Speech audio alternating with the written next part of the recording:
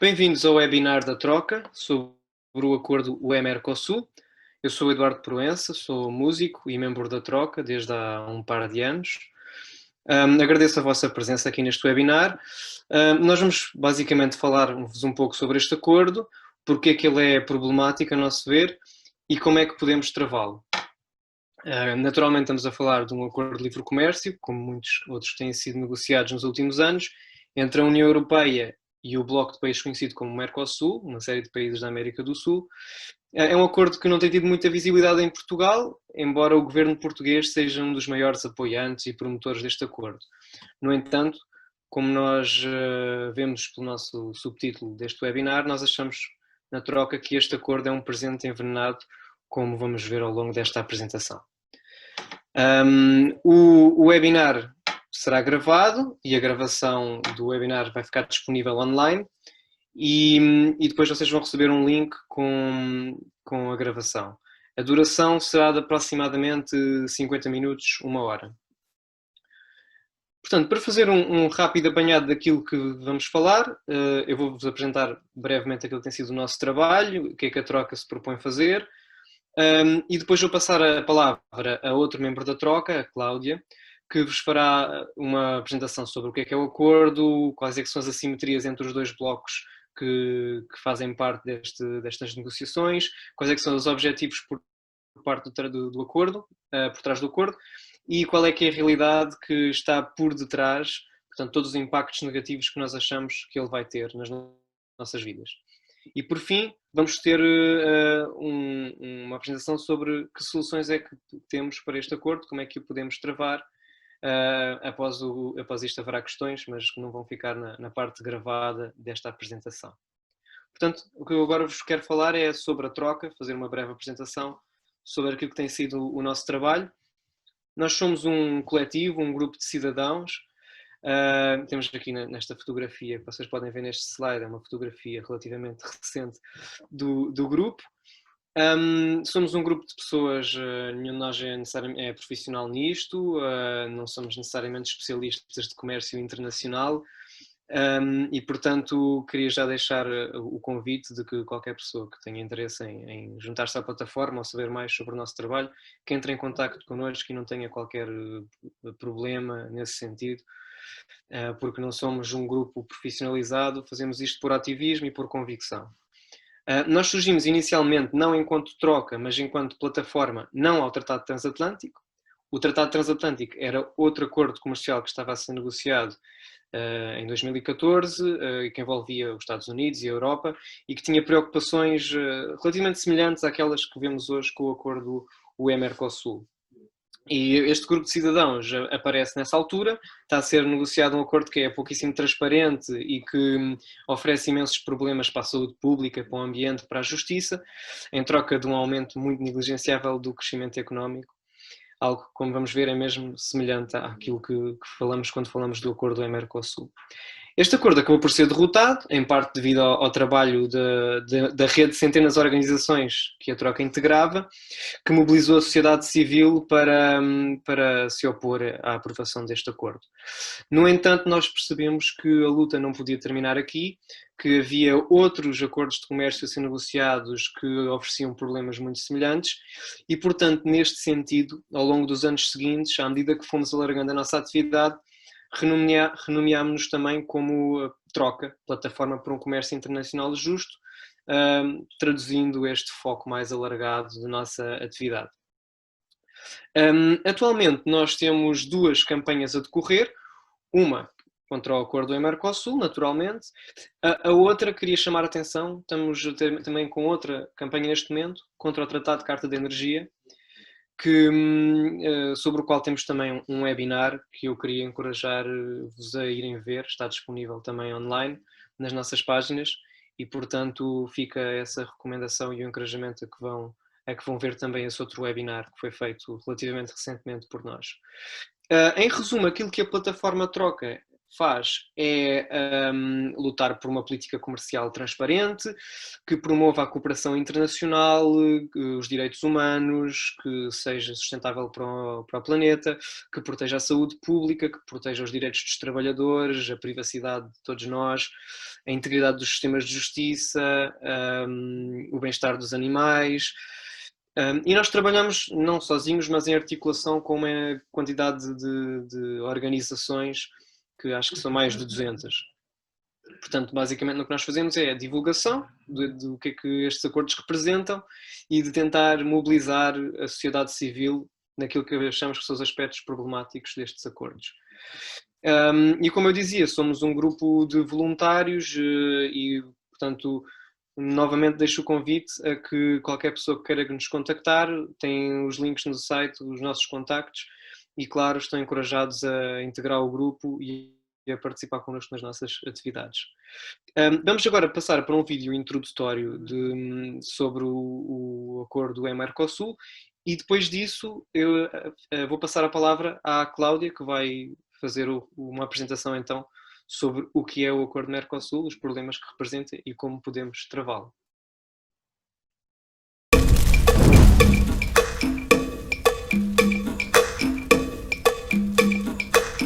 Si vous pensez que la catastrophe dans la forêt amazonienne ne pouvait pas être pire, détrompez-vous. Η Ευρωπαϊκή Ένωση σχεδιάζει να κάνει μια συμφωνία με τη Mercosur. Αυτή αποτελείται από 4 χώρες της Νότιας Αμερικής. Και αυτή η συμφωνία μοιάζει με ένα τρομακτικό παραμύθι πριν τον ύπνο. But keep watching, because we do have a solution. Πρώτα, ας δούμε τι είναι προσπόληση.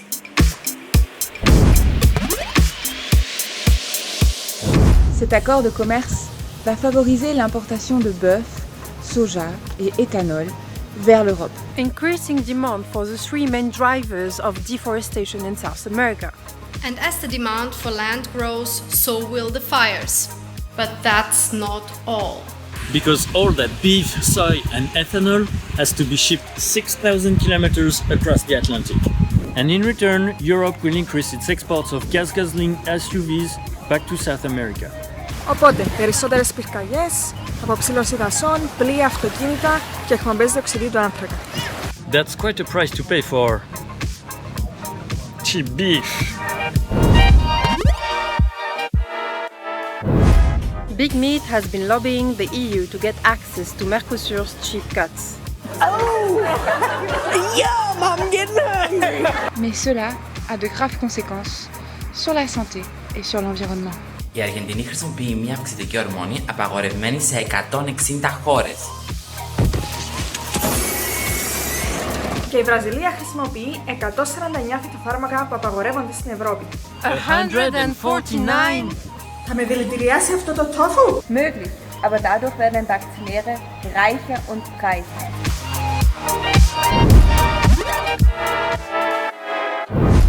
Die EU hat sich verpflichtet, Handelsabkommen, die zu Menschenrechtsverletzungen führen, zu stoppen. So, what about its potential business partners? Desde que você começou a assistir esse vídeo, uma área do tamanho de 3 campos de futebol foi destruída. Comunidades tradicionais estão lutando para proteger as terras em que vivem historicamente contra a extração ilegal de madeira e a exploração de minérios. Infelizmente, pagando com as vidas. Θα παγιδευτούμε σε μια συμφωνία με ένα καθεστώς που αρνείται την πραγματικότητα της κλιματικής κρίσης και της πανδημίας. So, if you think that looks bad now, this deal will be like pouring gasoline on the fire. Αλλά δεν είναι πολύ αργά για να το σταματήσουμε. Plus de 400 000 personnes ont déjà signé une pétition contre cet accord. The Dutch parliament has already agreed to block it. The same here in Austria. Ebenso das irische. Μοιραστείτε λοιπόν αυτό το βίντεο και υπογράψτε το petition. Ας καταργήσουμε λοιπόν αυτή την εμπορική συμφωνία.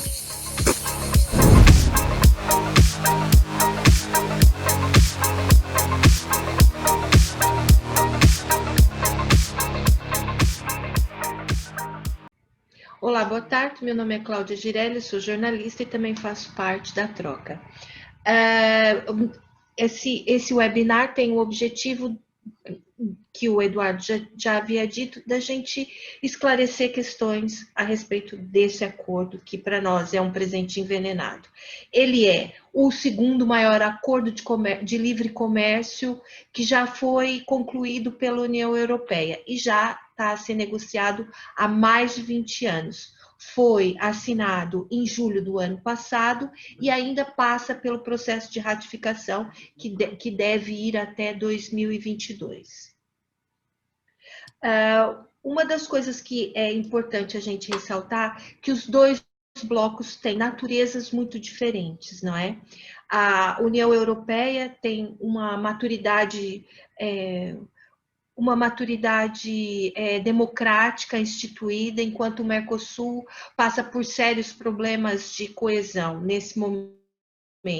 E a assinatura do acordo aconteceu mais ou menos num revés político muito acentuado na América Latina. É importante lembrar a diferença entre a maturidade dos tratados, ou seja, a União Europeia já está há mais de 30 anos com 39 tratados de comércio livre, com mais 30 provisórios. E o Mercosul só tem 4 tratados e foi assinado em 2017 já. Nesse processo de instalação do acordo, um dos objetivos é a quebra das barreiras tarifárias. Durante os anos seguintes à ratificação, as tarifas vão reduzindo paulatinamente até os produtos do Mercosul ficarem com tarifa zero e os produtos da Europa no Mercosul terem uma redução de até 91% das tarifas atuais. O foco dos produtos exportados para a União Europeia é a soja, o etanol e a carne, e enquanto a Europa tem o seu foco nos produtos industrializados, como automóvel, a indústria petroquímica e a indústria dos medicamentos. Outro dos objetivos que o acordo tem para os dois blocos é facilitar o comércio de serviços, ou seja, a entrada de grandes multinacionais no controle dos serviços do Mercosul, como é o caso da água, das telecomunicações, e a entrada dos investidores do Mercosul no mercado europeu, podendo participar dos concursos públicos. Outras questões aqui muito pertinentes refere ao artigo 44, que é onde os estados ficam impedidos de estabelecer qualquer tipo de taxa aduaneira sobre o fluxo de dados transfronteiriços e nas transações eletrônicas. E o artigo 36, que é a defesa de um secretismo nas informações bancárias e nos negócios das empresas, o que pode facilitar o branqueamento de capitais e a evasão fiscal. Mas o que é que realmente está por trás desse acordo? Quais são os impactos ambientais, econômicos, para a democracia e para os direitos humanos? Primeiro, os impactos ambientais. Nós temos a perfeita noção do momento de crise climática que o planeta está a enfrentar agora. O acordo agrava todas as questões das alterações climáticas, porque é mais transporte de mercadorias entre os países, o que vai aumentar em até 82% as emissões associadas à exportação, só no caso da carne bovina, por exemplo. No caso dos produtos lácteos da União Europeia para o Mercosul, esse aumento gira em torno de 490%, que é uma taxa completamente absurda. São 9 mil milhões de toneladas em emissões anuais, o que pode corresponder a, por exemplo, a produção anual de uma cidade como Lisboa, ou Belo Horizonte, ou enfim, Bruxelas. Outra consequência gravíssima é a expansão da fronteira agrícola, que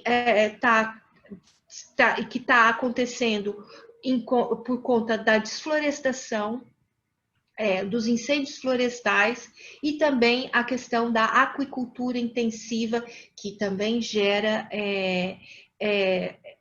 imenso, vai aumentar muito mais a produção de carbono. Nesse gráfico aqui, vocês podem ter a ideia, mais ou menos, da circulação da mercadoria. Ou seja, eu tenho aqui, no caso do etanol, que é um aumento de 440% nas emissões. Ou seja, realmente são dados assustadores para o clima, não é? Outra questão relacionada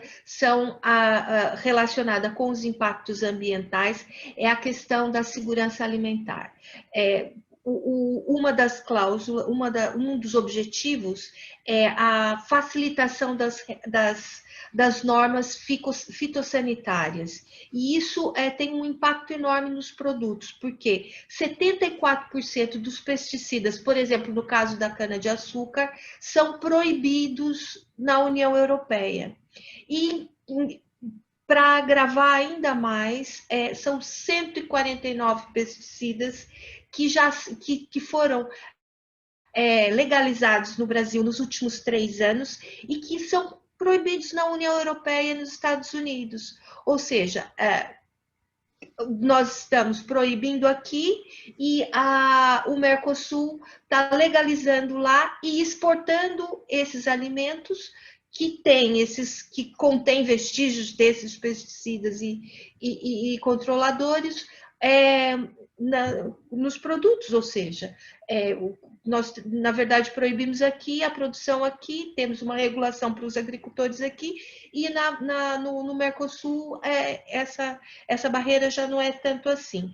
E uma das coisas mais graves quanto à questão da utilização de pesticidas é o caso do glifosato, que já tem, que é utilizado na germinação da soja e que já tem imensas comprovações científicas no sentido de que ele é cancerígeno e extremamente prejudicial para a saúde.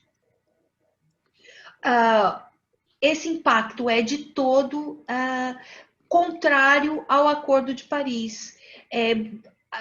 Não há dentro da estruturação do acordo, não existem sanções para a quebra, por exemplo, do Acordo de Paris, ou seja, com todo o processo todo o processo de implantação do controle para beneficiar a questão da crise climática, não existe nada que seja sancionável dentro do acordo. E isso, e dentro das outras cláusulas todas, que não tem nada de transparência quanto à fiscalização. Outra questão importante é os métodos intensivos de criação de animal.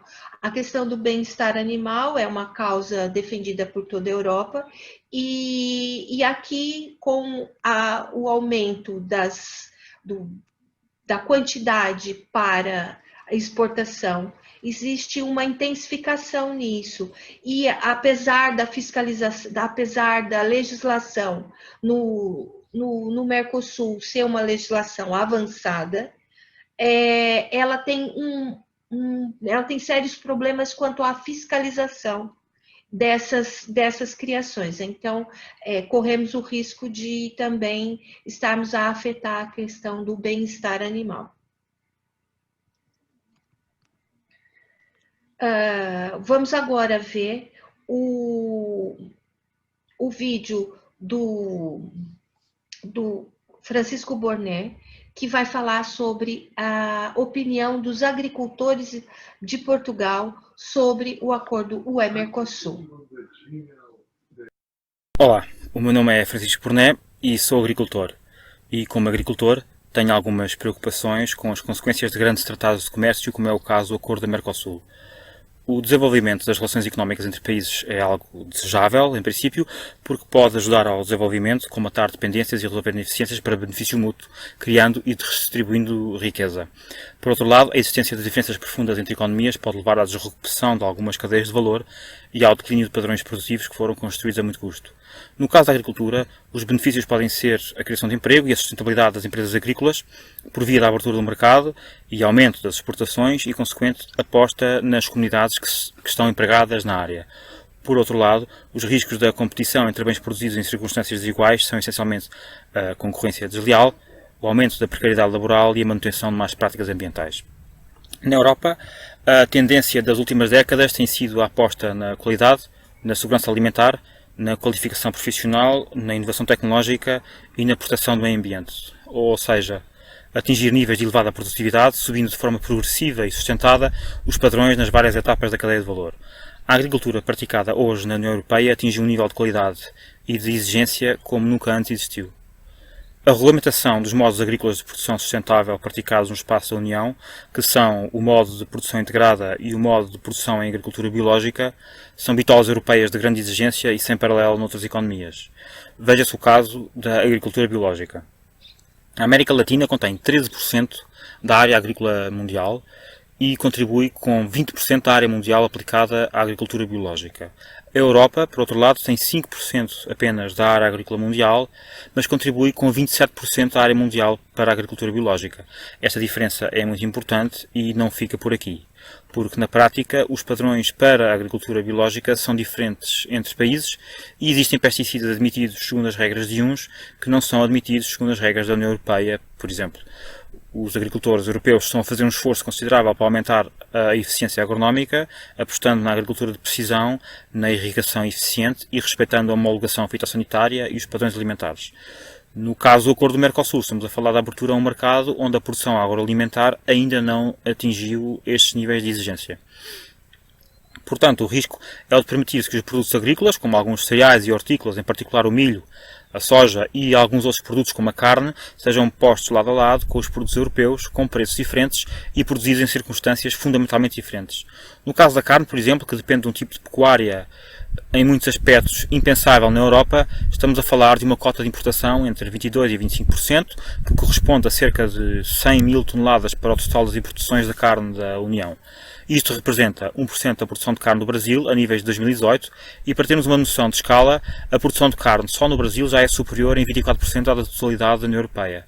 Hoje, para cada euro que pagamos por carne europeia, temos que pagar apenas 69 cêntimos por carne argentina e menos 1 cêntimo do que isso para a brasileira. Portanto, retirar barreiras à importação, não só em termos de tarifas, mas também de critérios fitossanitários, pode criar sérias dificuldades a muitos agricultores europeus. Ao consumirmos estes produtos por serem mais baratos, estamos a sustentar uma parte da economia em práticas antiquadas, desumanas e insustentáveis, e ao remover barreiras comerciais sem cuidado, vamos estar a sancioná-las economicamente. Estamos ainda a retirar competitividade aos produtores europeus, basicamente desvalorizando o investimento na agricultura sustentável e todo o progresso que até aqui foi feito sem ter uma ideia clara de qual será exatamente o benefício. Isto é uma contradição, um risco e muito possivelmente um retrocesso. No contexto atual de alterações climáticas e de perda sustentada da biodiversidade, onde na Europa todos andamos a tentar arranjar soluções, a ideia seria usar o comércio como uma alavanca para exigir mais de todos e não menos. A explicação que eu tenho para esta contradição é que quem elabora estes tratados de comércio ou tem apenas uma visão parcial do seu impacto, ou será ainda, porventura, parte interessada no afrouxar da regulação. Eu acho que é possível fazer melhor.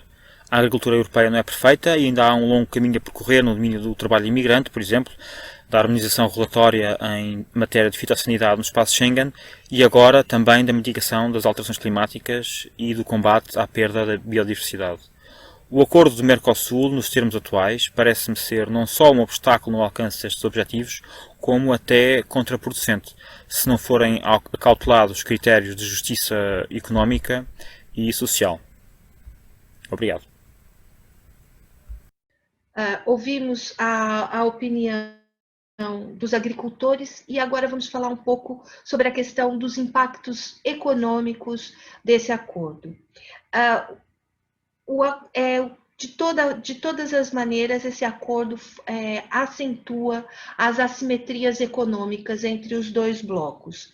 Por quê? Primeiro, perpetua a primarização da indústria na América do Sul, ou seja, enquanto todos se preparam para exportar carne, soja, etanol, minério e matérias-primas ainda por manufaturar, a Europa se fortalece e exporta carros e produtos da indústria farmacêutica e da indústria petroquímica.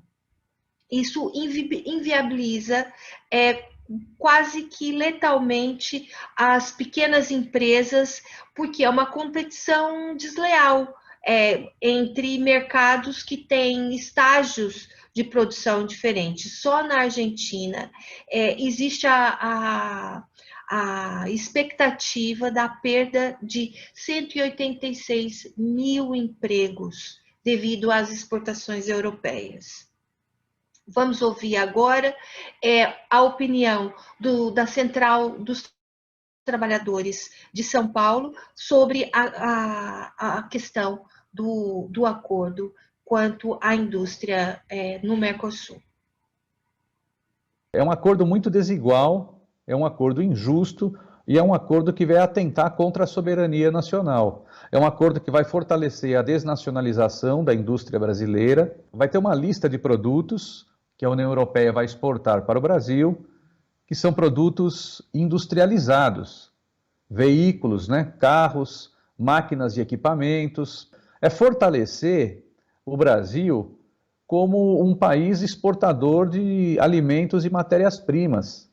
Ou seja, o Brasil novamente vai assumir um papel de submissão, de subordinação na divisão internacional do trabalho. Se a gente vai ter um esvaziamento da indústria, se a gente vai estar vendo a nossa indústria acabar de forma mais rápida, os trabalhadores que estão na indústria, eles não terão mais seus empregos e dificilmente terão condições de se realocar no mercado, porque não está sendo criado um mercado novo, uma área nova, ou nesse acordo está se privilegiando alguma área estratégica no Brasil para compensar essa perda. O acordo entre Mercosul e União Europeia também é criticado pela falta de transparência, com a justificativa de que a publicidade só pode ser feita após o fim das negociações. O texto final ainda não foi divulgado, o que gera ainda mais dúvidas. Ainda no governo Temer, nós estivemos na Embaixada Brasileira aqui em Brasília, discutindo, tentando ter acesso aos termos que à época estavam sendo discutidos. Esses termos a gente tem notícia de que foram piorados. Nós tivemos o ano passado na Câmara de Comércio aqui da União Europeia, também em Brasília, cobrando informações. A gente está abrindo mão da nossa indústria, mão inclusive do agronegócio, porque as cotas que estavam sendo discutidas para grãos, para carne, para açúcar, para etanol, elas não foram contempladas no acordo. No mês passado, entidades europeias abriram um processo em Bruxelas para a anulação do tratado devido às ações desastrosas do governo Bolsonaro em relação ao meio ambiente. As queimadas na Amazônia, o uso intenso e excessivo de agrotóxicos, que faz do Brasil hoje o país do mundo que mais se utiliza de agrotóxicos na agricultura, podem criar problemas para a aprovação desse acordo em parlamentos de países como França, Holanda e outros. Foram 20 anos de negociações que atravessaram governos. Com os esforços de fortalecimento de uma união entre dois blocos, houve crescimento nos índices comerciais e políticos, além de uma abertura democrática que agora se vê ameaçada. O Mercosul, na sua origem, ele teve pouca efetividade no início dos anos 90, por conta do cenário neoliberal latino-americano, sul-americano. Ele avançou muito com o ciclo de governos progressistas, mas eu diria que com os golpes de Estado que vem acontecendo, né, o golpe de Estado no Paraguai em 2012 e o golpe de Estado no Brasil em 2016, criou um cenário bastante desfavorável para a continuidade, né, do avanço da cooperação solidária, fraterna, né, entre os países que fazem parte do Mercosul. A maior força que tem no Mercosul é o Brasil, né? Ele consegue impor as suas políticas, as suas posições, mas a gente está numa condição, um governo que é subserviente aos interesses estrangeiros, que de fato não defende uma posição nacional, uma posição de soberania do nosso país e de defesa aqui, tanto da nossa geração de riqueza, quanto dos trabalhadores que serão afetados com um acordo como esse. Outro aspecto muito importante a ser tratado são os impactos sobre a democracia. Como já foi dito, existiu um secretismo muito grande na altura da assinatura do acordo.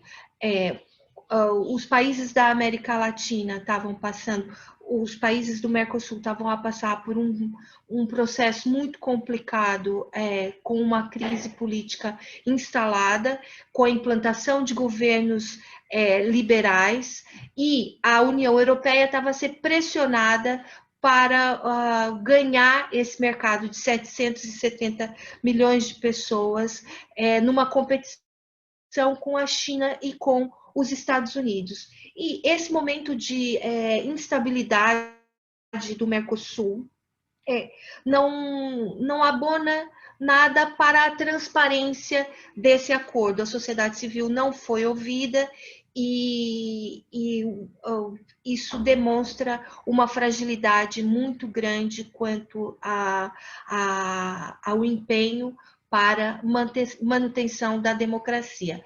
Nós agora vamos ouvir o João Batalha, que vai dar um depoimento muito importante sobre a questão da democracia neste acordo. Eu acredito no comércio livre. Acredito que quando removemos barreiras à circulação livre de pessoas, de bens, de capitais, estamos a expandir oportunidades de negócio e promovemos o desenvolvimento económico, o desenvolvimento social, com criação de riqueza e de emprego. Foi isso que fizemos na Europa a seguir à Segunda Guerra e foi isso que ajudou a criar uma comunidade de prosperidade e de paz que não tem paralelo na história mundial. Mas para realizarem o seu potencial, os acordos de comércio livre precisam de ser livres e precisam de refletir a visão, a cultura e os interesses de todos os envolvidos. Quando os acordos comerciais são negociados à porta fechada, por lobbies ocultos, o resultado não é o desenvolvimento económico para todos, é a captura da política ao serviço dos que já hoje são os mais privilegiados. Privilegiados pelo seu poder económico, pelo seu poder de influência política, pela capacidade de fazerem da sua vontade a lei. Tratados como o Tratado da União Europeia-Mercosul têm de ser alavancas para o desenvolvimento sustentável, para a prosperidade partilhada e não favores multimilionários para multinacionais sem escrutínio e sem controle. Precisamos de rejeitar este tratado e começar de novo. Criar um pacto de desenvolvimento que abra mercados, que promova a criação de riqueza, a criação de emprego, mas proteja os ecossistemas e defenda os direitos dos mais frágeis. Um tratado de livre comércio que foi negociado de forma opaca e que se pretende ser implementado por tribunais privados e sem escrutínio público, não é um tratado de livre comércio, é um tratado de comércio capturado ao serviço de uns poucos e à custa de quase todos. Vamos travar este erro. Ainda vamos a tempo. Assina a petição, contacta ao Governo, faz ouvir a tua voz.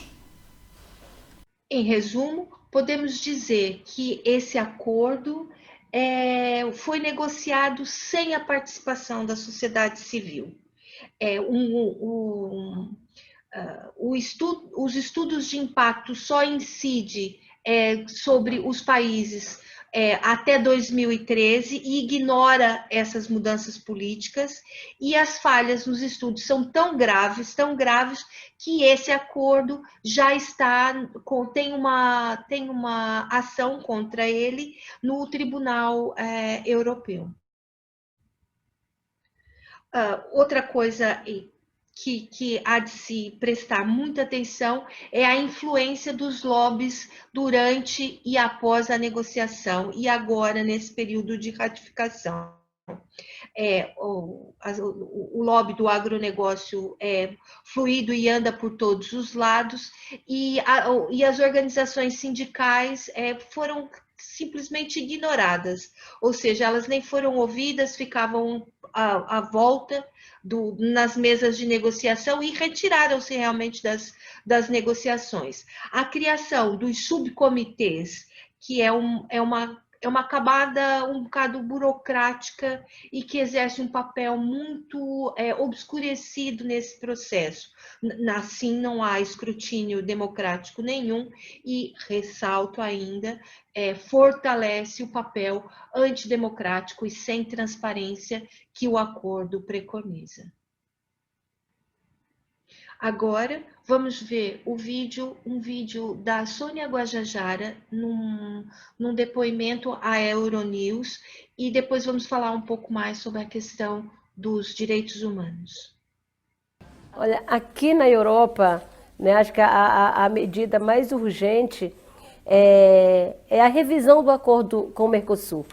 Né? Nós temos chamado a atenção dos parlamentares para não ratificar esse acordo nos termos atuais, porque dessa forma ele vai fortalecer ainda mais, né? Porque vai facilitar os negócios, né? Vai facilitar ainda mais a importação de produtos brasileiros, porque inclusive há isenção de impostos, né, para empresas para comprar mais.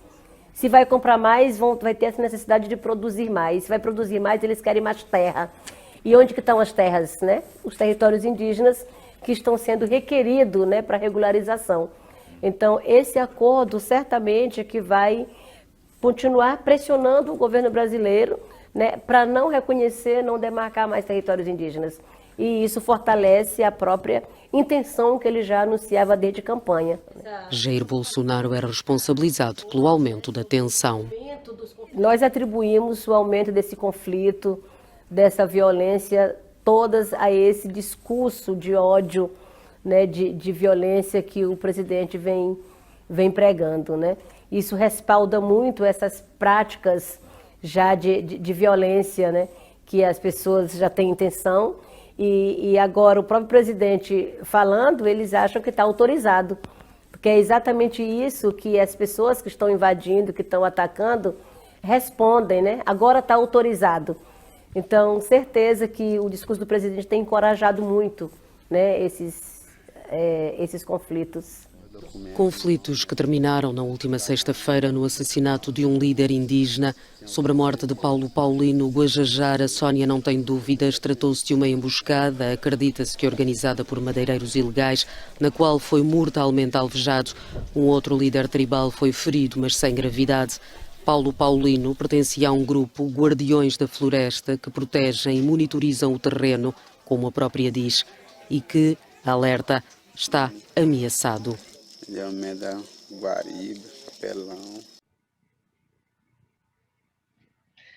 Eu gostaria de ler o que aqui está escrito, que é: estamos a tentar mostrar que os produtos brasileiros que a população está a consumir vêm regado do sangue indígena, seja a carne, o couro, chocolate ou a soja. Disse lembrando que tudo que vem das áreas de conflito com as comunidades indígenas estão a ser demarcadas, onde há exploração ilegal de minérios e também trabalho escravo. É o depoimento da Sônia e que vem corroborar com esse gráfico aqui, que é absolutamente avassalador. Só no ano passado foram 27 lideranças indígenas no Brasil que foram assassinadas e mortas durante os conflitos em território indígena. Esse processo é um processo extremamente complicado, porque o atual governo o atual governo brasileiro tem como um objetivo a desmobilização das entidades públicas que cuidam das populações indígenas. E então não há nenhuma responsabilização, nem quanto à violação dos direitos laborais, nem a garantia da terra desses indígenas, e nem a garantia de que esse povo não passe fome, não morra de doenças, como é o caso agora do Covid. Só dentro do povo Yanomami são mais de 1.000 indígenas que já faleceram. Não existe nos produtos exportados para a Europa um selo que garanta que esse produto não vem de território que está em processo de demarcação, ou que garanta que as leis estão a ser respeitadas quanto à segurança dos indígenas. E não são só os indígenas, são as populações tradicionais de forma generalizada, que são sujeitas à pulverização de pesticidas, que são sujeitas a desapropriações, que têm as suas lavouras destruídas por milícias, e que tem sido perseguida em todo o território brasileiro. Outra questão muito importante é que o Brasil já vem com vários processos na Organização Internacional do Trabalho por conta da violação destes direitos dos trabalhadores. E isso não existe nada no próprio acordo que garanta que esses direitos vão ser garantidos.